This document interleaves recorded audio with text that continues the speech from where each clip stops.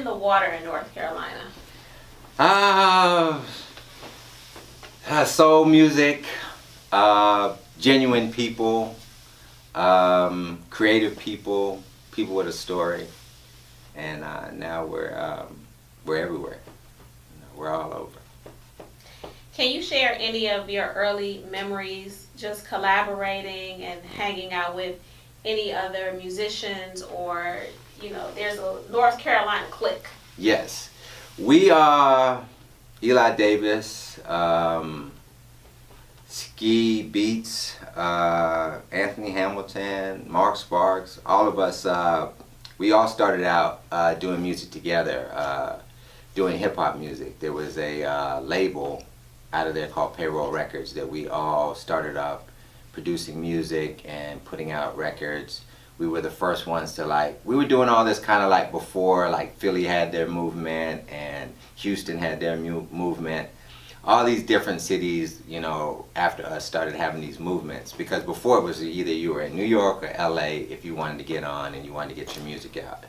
We started getting our music played in New York on New York radio. A lot of the college kids at A&T and in the schools down in Raleigh and everything were hearing our music up there, and they were hearing us in North Carolina getting played. So we started getting respect that, because it was very difficult to get your music played outside of your city. So when that happened, we started getting respect, and it gave us the confidence that we could, compete and we could, make it in this business. So we started traveling back and forth to New York City and just, networking, 6 Degrees of Separation, and getting our music out there and placing our music on other established acts, artists getting signed out of there. We would develop them down in North Carolina and take them to New York and get them signed to record deals and stuff like that. Was there any one moment that you remember going back and forth to New York where you felt like, wow, we just did something major? Yes, yeah. We did the new music seminar up there. A lot of times, for me as a producer, Eli and myself, we would go up there on the weekends, 2-3 day trips. We would drive to New York and just hang out in front of the Hit Factory. And we were able to run into Biggie and Lil' Kim and that whole clique, and we were able to play some music on Lil' Kim and start working with Bad Boy and Puffy and all those people too.